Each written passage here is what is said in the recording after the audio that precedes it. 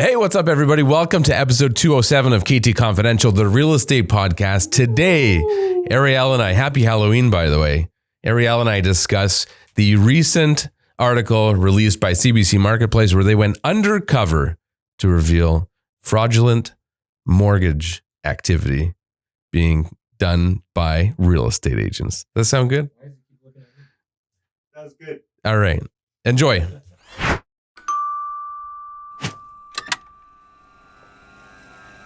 Welcome. Thanks. That was such an abrupt ending to your response. So today on KT Confidential, the real estate podcast, we are talking about a recent news article that was published by... No, it was CBC Marketplace. CBC. Well, okay. So to start, It was a show. on Friday, there was an On email CBC Marketplace. that went out from, I think it was TRREB or RICO. Anyways, The Toronto Real Estate Board, Toronto the Real Estate president of Board. the Toronto Real Estate Board. talking about this and Yes. how they don't obviously condone the actions of what we're going to talk about, and Well, how they want CBC Marketplace to disclose details about who these people are so they can be punished accordingly. But the premise of it is that there is an ongoing problem with mortgage fraud. So CBC Marketplace had, I don't know, what do they call them? Secret shoppers? Yeah, Basically. essentially. That they picked specific, I don't know if specific brokerages or specific individual real estate agents who, through other research, they deemed to be a high risk for fraudulent activity. And they came in as fake buyers looking for help with needing a fake application for a mortgage. And they got them. Basically, what they're doing is they have a network of people and this is a big thing. Like, it's not just a realtor. It's not just a mortgage broker. It's potentially even people at the lenders. There was, at the end of it, there was a story about a couple who had just moved here. I don't know where from, but they paid a Scotiabank employee $5,000, thinking it was legitimate. Like the way they, I guess, conveyed what they were going to do. They thought it was legit. They paid them $5,000 and then they got their mortgage. And then later on, they came into the bank for something else, unrelated. And on file, they had them as working at particular places of employment that they didn't. So they inquired and then figured out it was all fake. But they were newer, and this is one of the issues that was brought up in the article. A lot of people coming in from the country that don't know our ways of how things work, don't know any better. Sure. If you're an immigrant to a new country, you don't know necessarily their systems and what needs to be done. If you were to move to, even like Mexico as an example, I know a lot of people that have bought property in Mexico. Mm-hmm. You have some family that's bought property in Costa Rica. It's a totally different way of transacting real estate. So I can see new immigrants coming here. They've got some money. Maybe they don't have a job, or they don't obviously have, stability because they just arrived, and maybe they do have a job, but no history, no credit history, probably. And if a Scotiabank, like Scotiabank is a worldwide company. Yeah. Scotiabank says, oh, well, it's a $5,000 application fee, and the end user, the client, doesn't know what's getting inputted into the system behind the scenes. Yeah, here's $5,000, sign here, I'll get you your mortgage approved. And now, so you've got potentially the realtors, the mortgage brokers, and the lenders all doing fraudulent things to make that deal happen.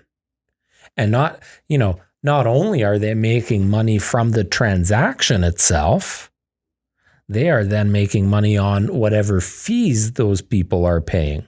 So, and some of those fees, which are interesting to hear, there is one where there was a flat of $3,000 plus 1% of the mortgage. So, Right. So you're talking it's a lot of money. 10, 12 grand on average, probably. Yeah. Yeah. And it's not, I mean, you know, these bad apples aren't just exclusive to real estate. They exist in every industry. Well, that's how so CBC Marketplace has a followership. It shouldn't right? come as like a surprise. Like, we know this shit happens. Like, we've talked about it with leases too. People pay flat fees, $4,000, $5,000, $6,000, $7,000, $8,000 to get a fake lease application. Yeah. Well, that's part of the equation here is that there are fraudulent documents also being created during this process. And there are fake job letters, fake credit reports. Like, let's face it, anything can be, we'll call it doctored. Yeah. In this day and age. Right. Well, like and they even go as far as creating fake websites for places of employment, having somebody readily available to answer a call to verify employment. That's why you see a lot of lease applications that are too good to be true. Yeah. And well, you know, we've talked about it on this podcast before. Don't ask me what episode, but I've talked about it with our staff. We've done training sessions on it. We've talked about it to our audience and our followers. We can sometimes see something as simple as an employment letter come in and realize after a quick Google search, oh, this company doesn't exist. But you call the number and somebody picks up and says, hello. And then you're like, hi, is this ABC Motors? Oh, yeah, it's ABC Motors. Yeah. Oh, does Jim work for you? Oh, yeah, Jim works for me. Right? You're making some funny noises over there. Are you hungry? Did that come through? It might have been that 381 milliliters of coffee. That was the frog I apparently swallowed this weekend. So there's a whole lot of forged documents and fake documents floating around right now in the real estate. You know, and to your point of it not being just the real estate industry, there's a lot of fraud going on right now with all kinds of things. You know, I'm a hobbyist by nature. I like to collect things and I like to flip things. And one of the biggest flip items over the last couple of years has been shoes, right? Mm-hmm. Shoes are a big collectible, especially some high fashion Nikes and all kinds of shoes. Nikes are particularly trending over the last little while. And there is an astounding amount of fake shoes being sold.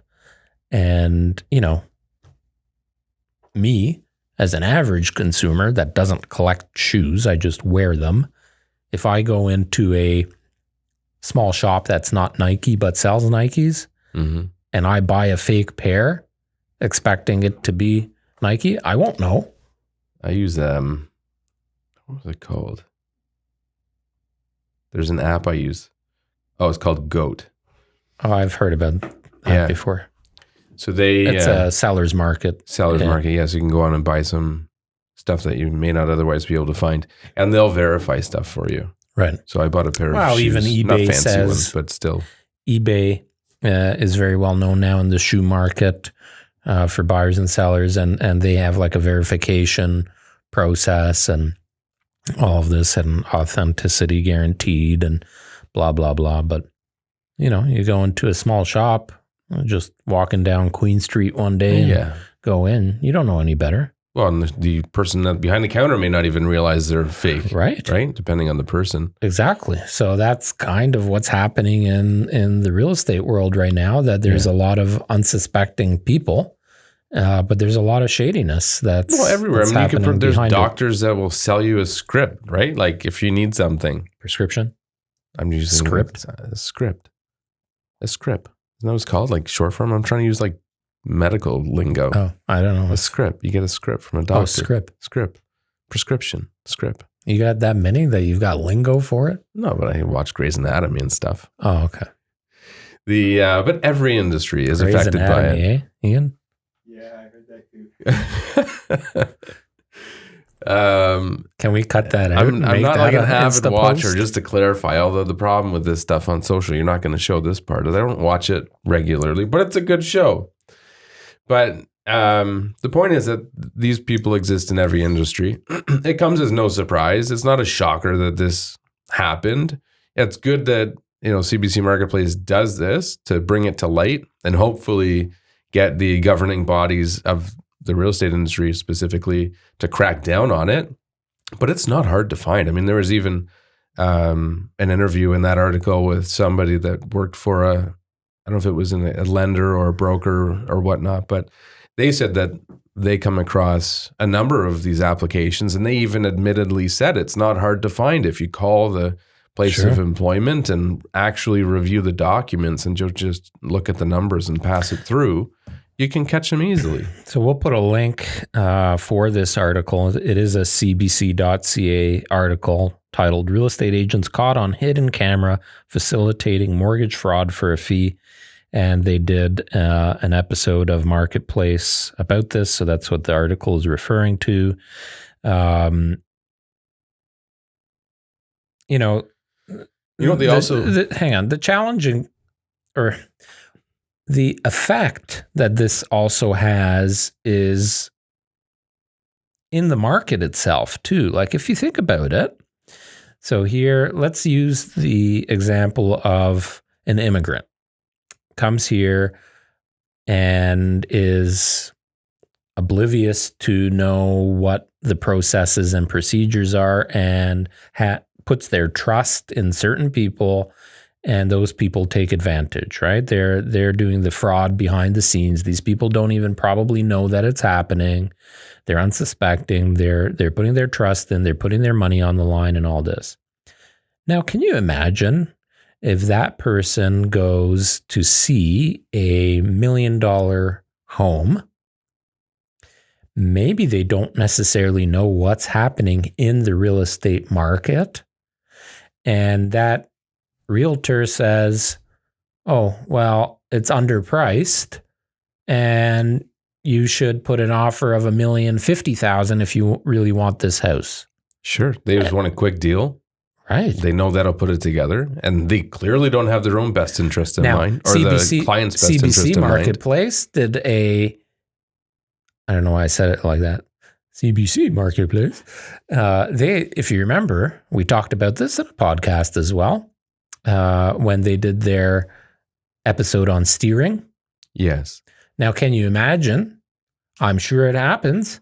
These people that got their little fraud scheme going, all of a sudden that client, that immigrant, is only seeing their listings. Yeah. Or the ones that are offering 3% or something, right? Right. Like whatever benefits them most. Right. And they'll say, we can get you approved on this house because the bank has already confirmed that it appraises properly. Yeah. And this is how much you have to pay. Right. But you'll need to go in with no conditions. Otherwise, we're going to be competing. Right. And you'll need to pay an admin fee of $15,000 to make it happen. Yeah.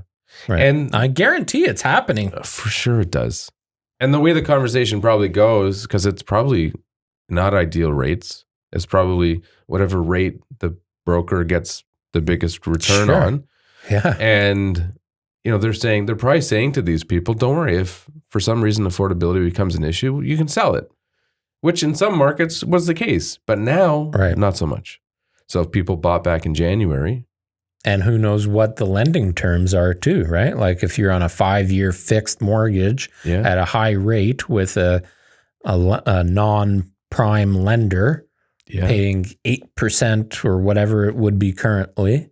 Yeah. And to break it, you got to pay $28,000 or some ridiculous number. Yeah. It's happening. It's happening in the marketplace. It's sad. Well, the punishment they were talking about was $50,000, up to $50,000, and up to 2 years in prison and potentially lose your license. Potentially lose your license. Well, I friggin' hope that immediately everyone should lose their license. Can you imagine permanently? You're in prison and you're still doing real estate deals? Yeah, that's not so bad. Making money, no cost for living.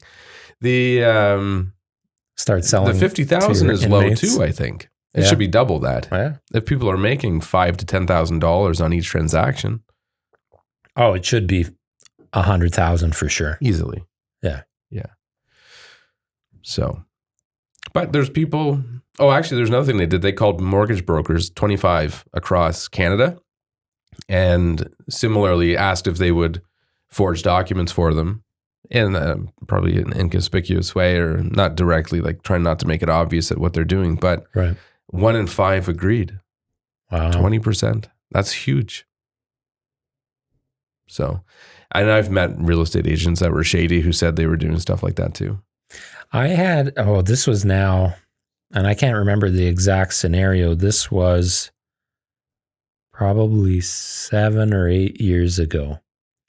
And my clients could not get approved for that property at that valuation. I can't remember what the circumstance was because they ended up buying something. It must have been for a lower amount. Anyways, the listing agent for the property that we had the offer on that we were backing out of because we had a condition on financing, basically told me, I can't remember how it went, but basically, I have somebody that can make the documents that they need or something along those lines. Like, it wasn't trying to be discreet. Like, well, let me send it to my guy. It wasn't like that. Yes. But it was more like, don't worry, I got it.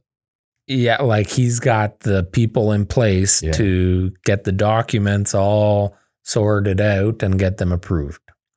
And I'm like, what? Like, seriously? Yeah. So, it's been probably going on for who knows how long. And I give credit I deleted the email, but as you referred to, we had an email come across our desk last week, or the week before, from the Toronto Real Estate Board. And I believe it was the current president of the Toronto Real Estate Board asking for CBC to release all of the names. I think CBC should absolutely do that. And I'd love to see what the Toronto Real Estate Board and ultimately the Real Estate Council of Ontario, what they do. I imagine TRREB would revoke their membership. Well, instantly. Yeah. They did say there were 3 agents from Right at Home Realty. That was as specific as they got. And Home Life Miracle. Oh, sorry. That's what I mean. You just threw Right at Home Realty under the bus. Not a culprit at this. They were great.